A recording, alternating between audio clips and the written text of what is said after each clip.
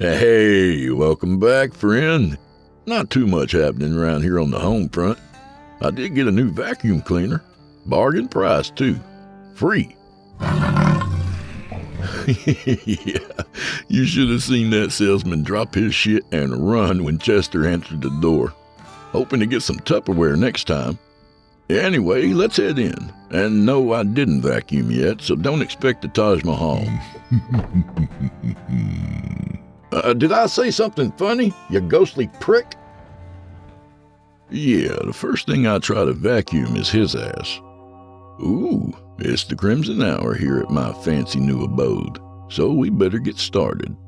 'Cause when that last lick of light fades away, it's gonna be you, me, and whatever's waiting in these walls for the lights to go out. Tonight, we welcome the elusive author Thomas O. This one's from his short story collection, 3 Truths, available from Velox Books. And it's got some body horror, so hold on to your eyeballs. So without further delay, from author Thomas O., I give you Bzzzz.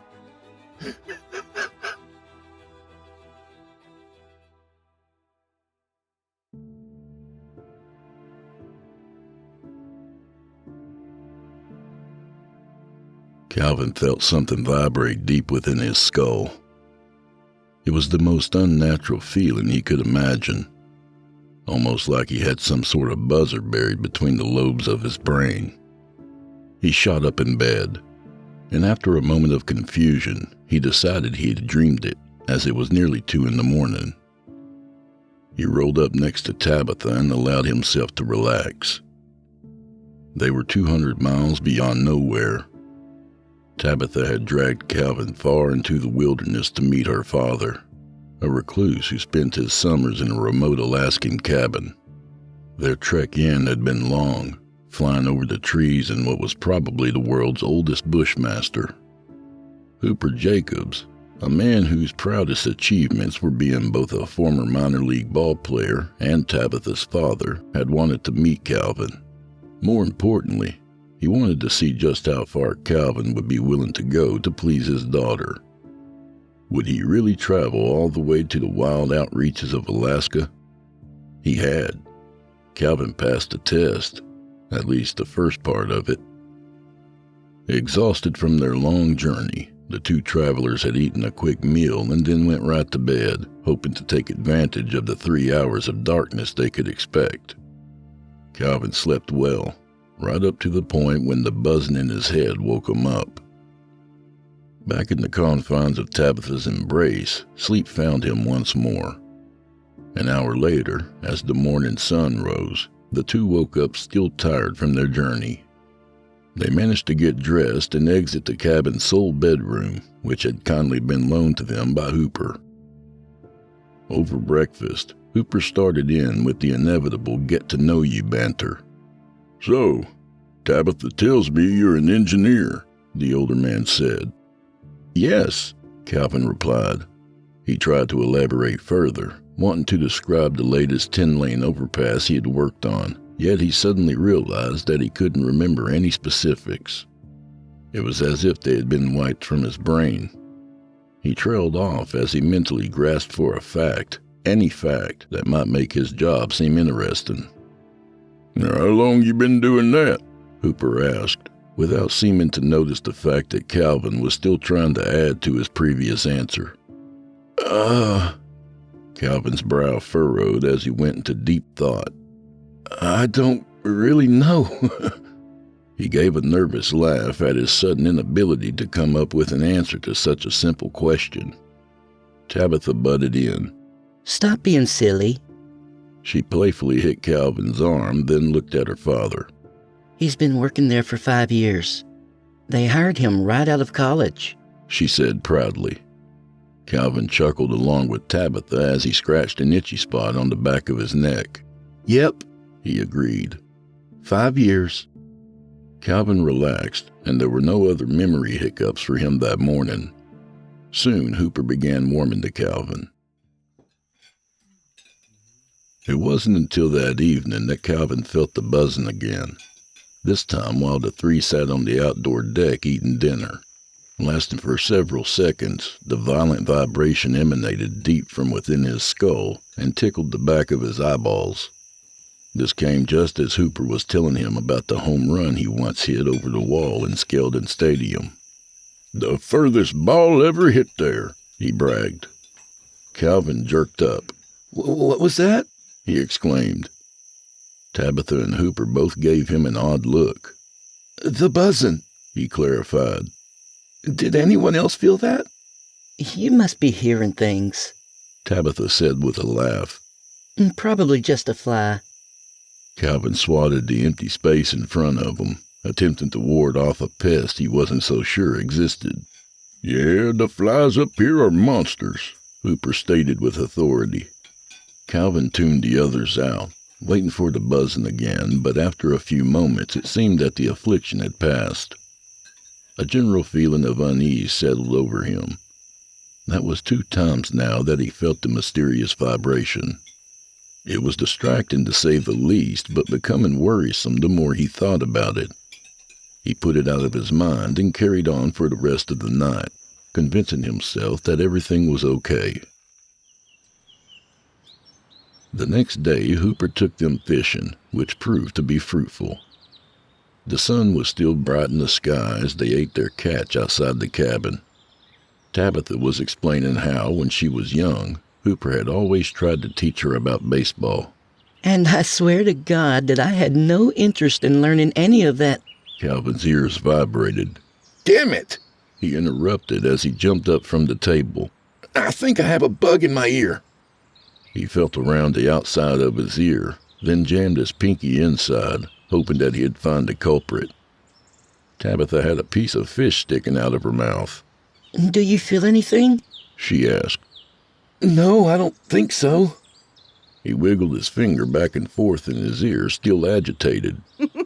Tabitha laughed at the absurdity of Calvin trying to fish a bug out of his ear, while Hooper resumed the conversation they'd been having. "Calvin, you were telling me about California," he said in his booming voice. Calvin pulled his finger from his ear and looked at him, puzzled. "California?" "Yeah? You were telling me you grew up there." "Grew up?" Calvin faded off. Tabitha's smile lowered. Calvin, you look like you're lost at sea. Calvin scratched the back of his neck in a daze.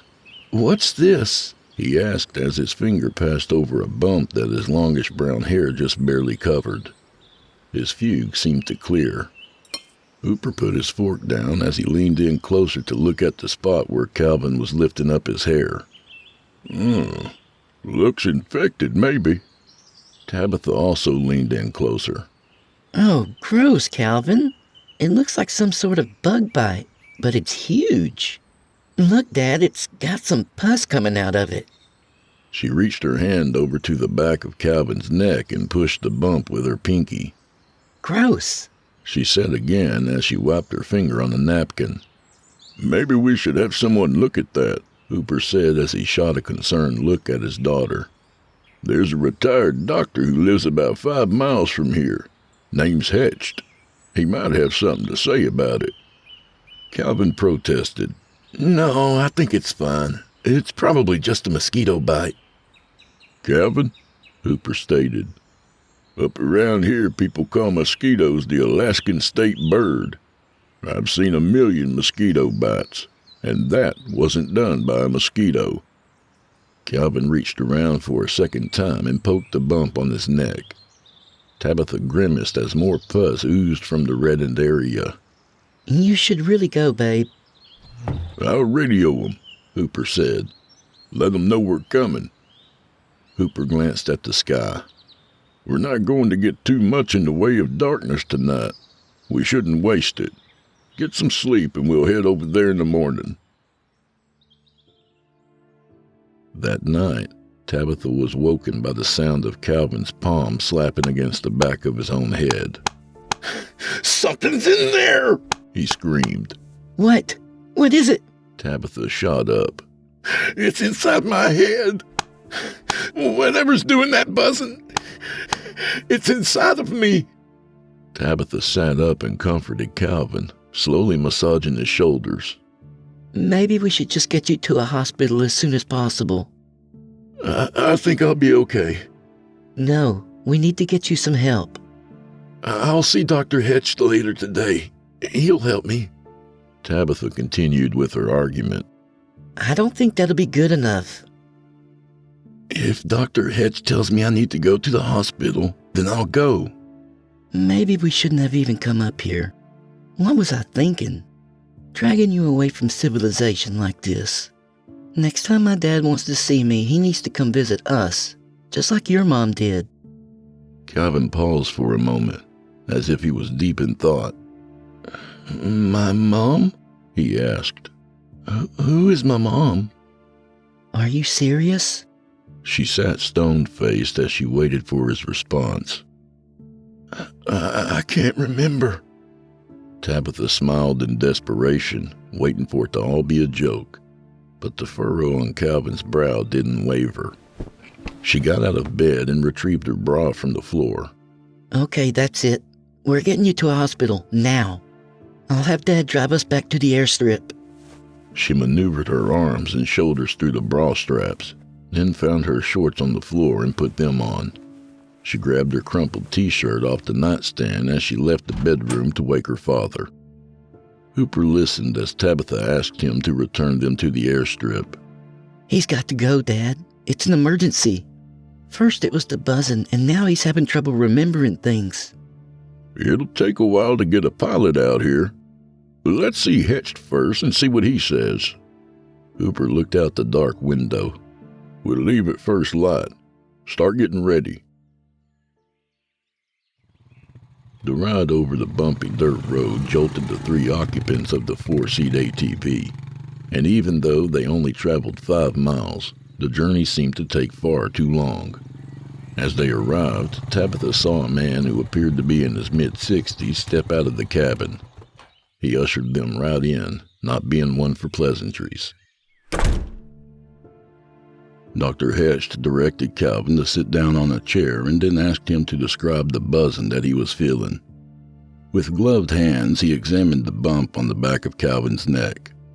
It was Tabitha who told him about the memory lapses Calvin had been suffering.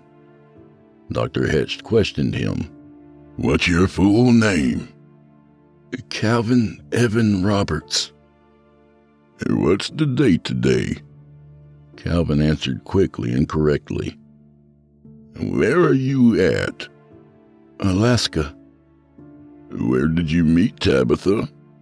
Calvin remained silent as his eyes shifted upward in an attempt to recall the information. Calvin? Tabitha's sweet voice cooed. Don't you remember? It was an excruciating half-minute for Tabitha as she watched the man she loved struggle to recall how they met. Economics class, he finally said. I think. Tell me about your family, Dr. Hetch said. What are their names? Calvin looked downward. I know my mother loves me. I remember being happy. But do you remember her name? The doctor asked as he looked into Calvin's eyes. Calvin shook his head. I can't even remember what she looks like. The same held true for the rest of Calvin's family. Tabitha's stomach dropped every time Calvin failed to recall what should have come easily to him. Dr. Hetch ended his line of questioning with a shake of his head. I don't know what I can do for you out here, Calvin. What do you think is wrong with him? Tabitha asked. Well, his short-term memory is fine. It's his long-term memories that seem to be missing. Then there's that wound on his neck and the buzzing that he's feeling. I'm at a loss. There's really nothing I know of that would cause all of these symptoms. Tabitha noticed a hesitancy in the doctor's voice and guessed that he was withholding something. Except for? She led. Dr. Hetch gave a smirk of acknowledgement. This daughter of yours is quick on the uptake, Cooper. He looked back at Tabitha.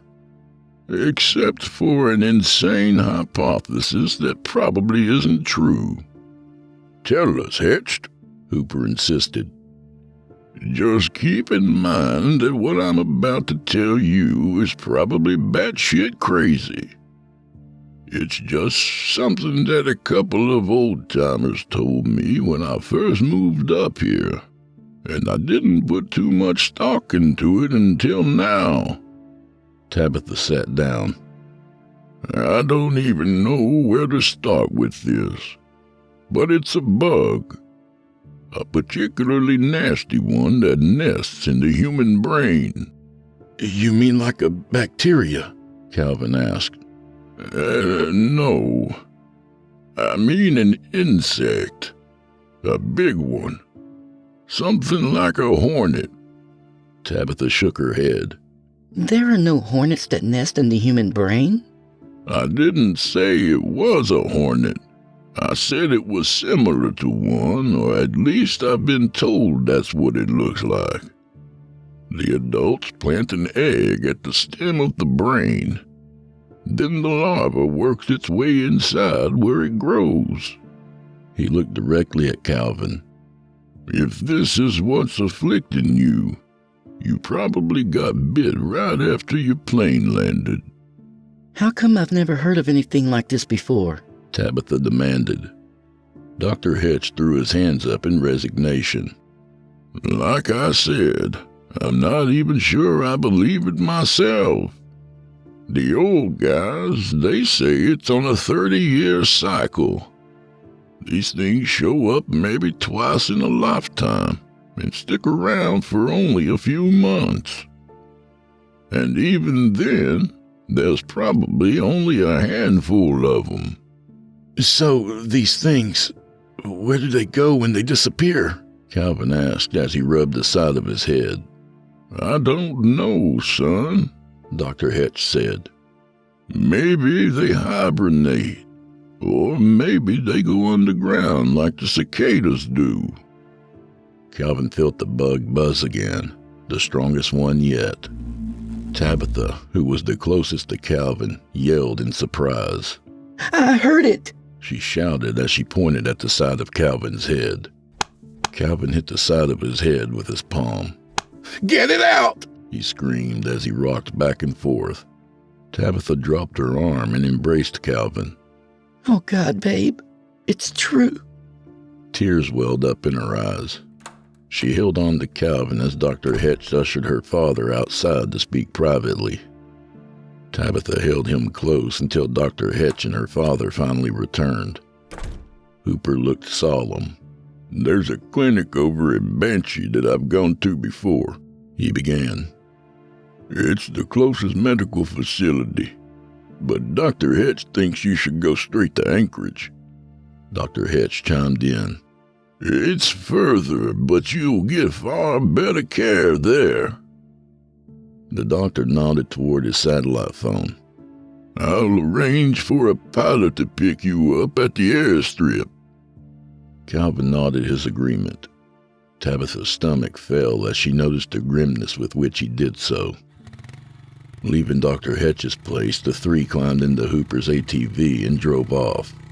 Calvin, Hooper said, I believe in telling the absolute truth, always.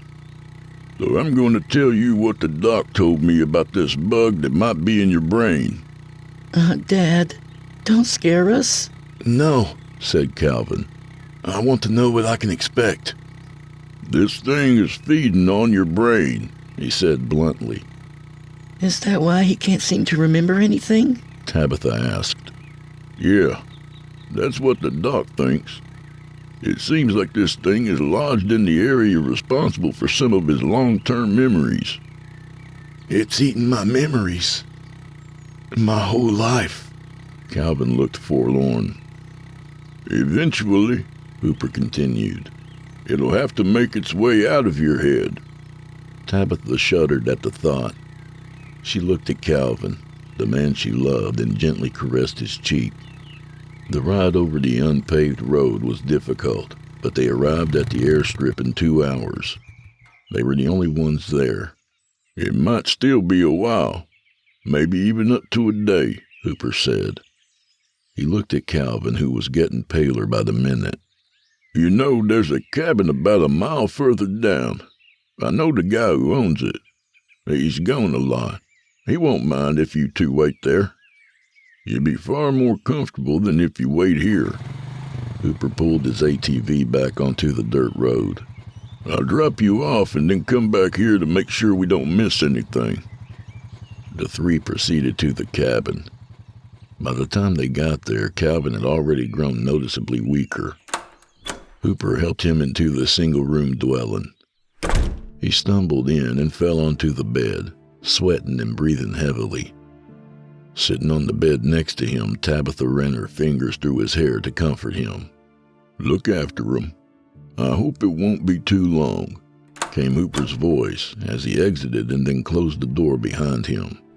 A few seconds later, the sound of his tires rolling over the rocks and gravel echoed through the cabin.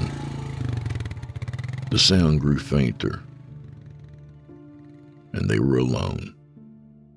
Calvin writhed as he felt the bug move around his brain again. Tabitha reflexively covered her ears and cringed when she heard it. To her, it sounded like an angry bee stuck inside a plastic bag, only lower pitched. Does it hurt? She asked. Actually, no. Calvin pondered for a moment, then added, It's a very uncomfortable feeling, but it doesn't really hurt. Tabitha laid herself next to Calvin and placed her arm across his chest. She closed her eyes and rested. Sometime later, she awoke to hear Calvin whispering to himself, My mother is Norma. She was kind to me when I was growing up. I have a brother named Tim. He used to pick on me when we were little, but I know he loved me. He repeated the same phrase several times before Tabitha interrupted. What are you saying, babe? She said in a whisper. Tabitha's words came as a surprise, and he stopped his spiel mid-sentence. I was able to remember a few things after all. I don't want to lose them again. I can already feel them fading. It's like you're moving those things from your long-term memory to your short-term memory. Calvin gave a genuine smile. That's why I love you, Tab. Because you get me. He laid his head back down and closed his eyes, continuing his words. My mother is Norma. She loved me. My brother is Tim. He used to pick on me when we were little, but I know he loved me. My father is... There was a long pause. My father is... God damn it! Your father is Clyde. You two weren't really that close, but he was a good man. You told me that one of your best memories of him was the time he took you to the Dodgers game on opening day, and you sat right behind third base. I don't remember that at all. Calvin covered his face with his hand. You caught a foul ball. You still have it on your dresser at home. Calvin nodded and then resumed his whispering. My mother's name is Norma. She was always good to me. My brother is Tim. He picked on me but loved me. My father is Clyde. He took me to a baseball game and I caught a foul ball. Tabitha held Calvin closer as he continued to repeat facts about his childhood. Her eyes watered as she said a little prayer that Calvin would never forget her. Then she drifted off back to sleep.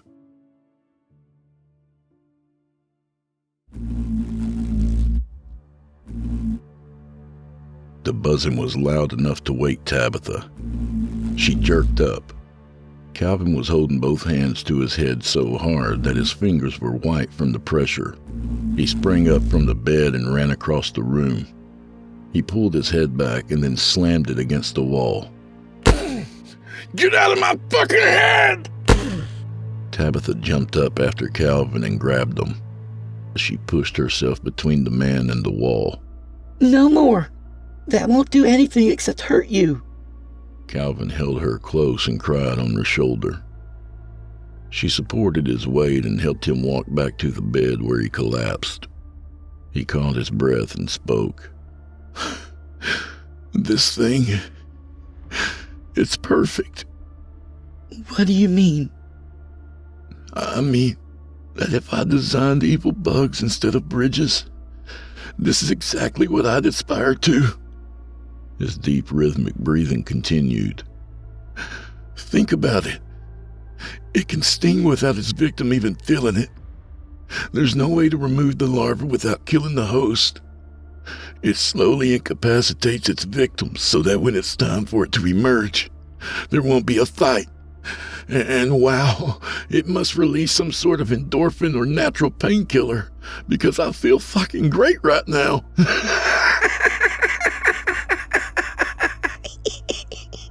We're going to get this thing out of you, Calvin. I doubt that. Your dad hasn't checked back yet, and it's starting to get dark. I don't think a plane is going to land here after sunset. It won't be dark long. I bet a plane will be here first thing in the morning, Tabitha said as she turned on the battery-powered lantern that was on the table. I think my brain will be mush before then. I can't fight it.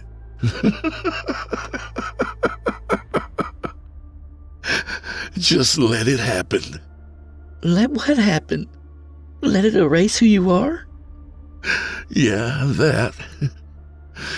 And let it kill me. She walked back to him and grabbed him by the shoulders. Listen to me. This bug is not going to kill you. What do you think will happen when it emerges?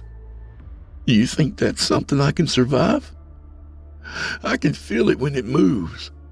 It's heavy now, like an iron ball bouncing around my head. I don't know how it's going to come out, but I know it's not going to be pretty. Keep your spirits up, okay? Calvin laid on his back, smiling. It'll probably take the path of least resistance. Maybe through my eye socket, or through my ear. Maybe through the sinuses and out of my mouth. He stared at the ceiling. My mother's name is...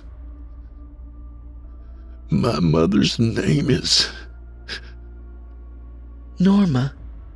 Yeah, Norma. Your father is Clyde and your brother is Tim. If you say so. Tabitha sat up and faced him. Don't give up. Your life is worth fighting for. I'll show you.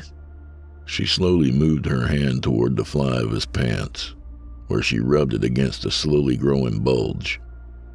Tabitha saw that his eyes showed a little sparkle. He grinned and spoke.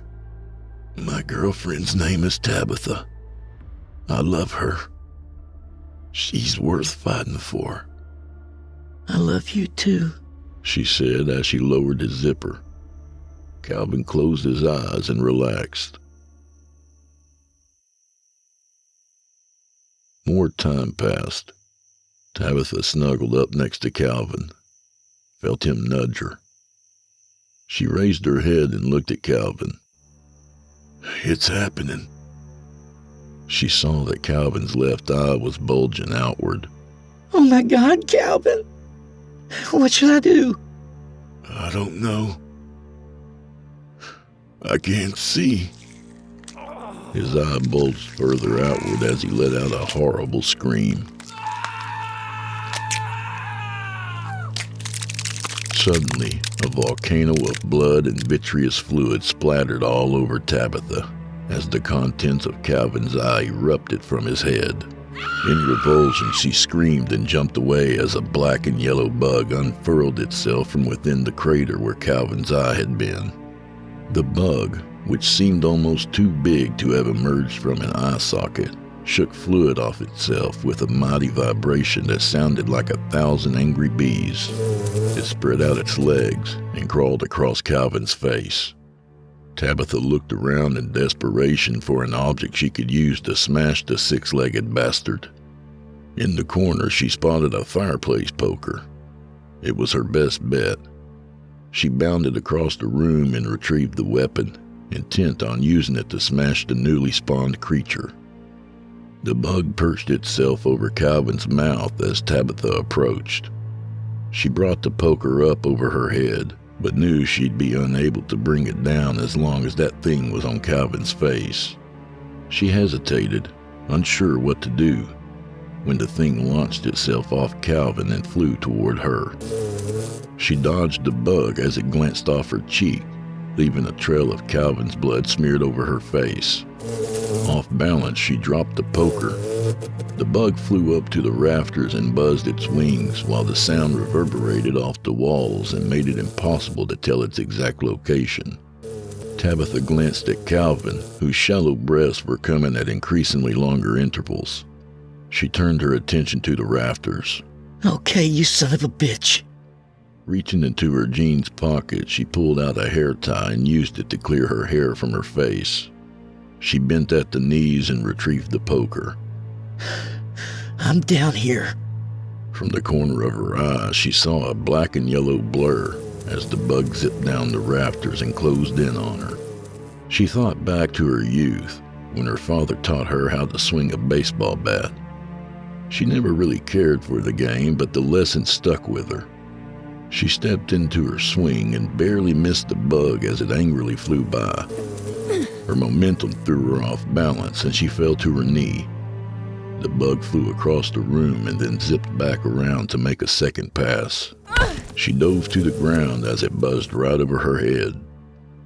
Grasping the poker tightly, she got back to her feet and readied herself for another pass. But the bug had disappeared somewhere in the cabin.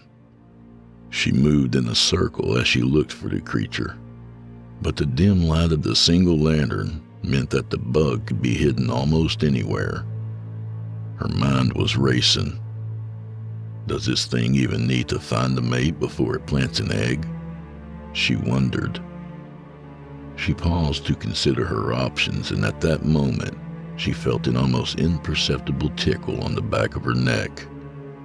Her free hand shot up and pushed the bug away. It flew back up to the rafters, buzzing angrily. Tabitha, in a panic, felt for an entry wound on the back of her neck, but breathed a quick sigh when she found that her skin was intact.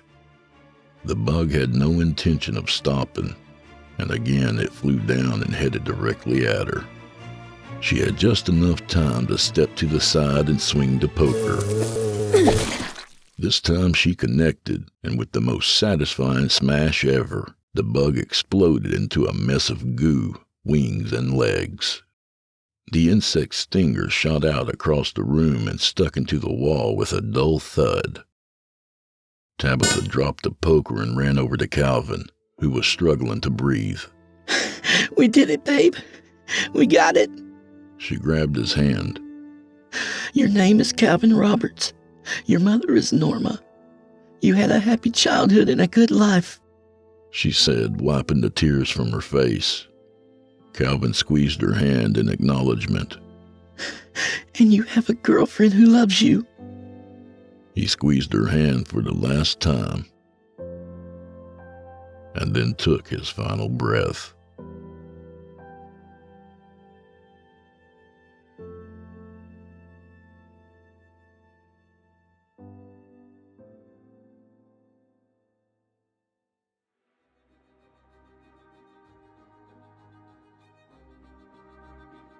And that was Bzzzz by author Thomas O. Oh, God. Okay. A good reminder why you want a woman with a good arm. Not that it helped much by that point. Hey, a little about the author. Thomas O likes dogs, the ocean, and creepy stories. He does not like lengthy bios or tooting his own horn, but that's what I'm here for. He's got 3 excellent books out, The Seer of Possibilities, 3 Truths, and Face Down in the Grave, which you can find in print, Kindle, and audio. Check him out on Velox Books for links to all his stuff. Thank you, Thomas O. Thank you. The Crimson Hour is a production of the Sinister Somnolence Network. All narration and audio production by yours truly. Co-produced by Geoff Sturtevant. You can follow me on Facebook for news and upcoming releases on both this show and Drew Blood's Dark Tales, my Friday night show on Chillin' Tales for Dark Nights. I hope to see you there too. But hey, while we're here, please hit all those obligatory buttons and share if you don't mind. We'd really appreciate it. The Crimson Hour is accepting submissions. If you've got a story or two you'd like to be featured on this show, send it to drewbloodhorror@gmail.com. If selected, you'll get the full treatment. Well, the Crimson Hour is over, and you know what that means. Things are about to get dark around here. So thanks as always for joining me tonight. Hey, I'd like to shout out to our listener Quantum Mater, who posted on Apple Podcasts.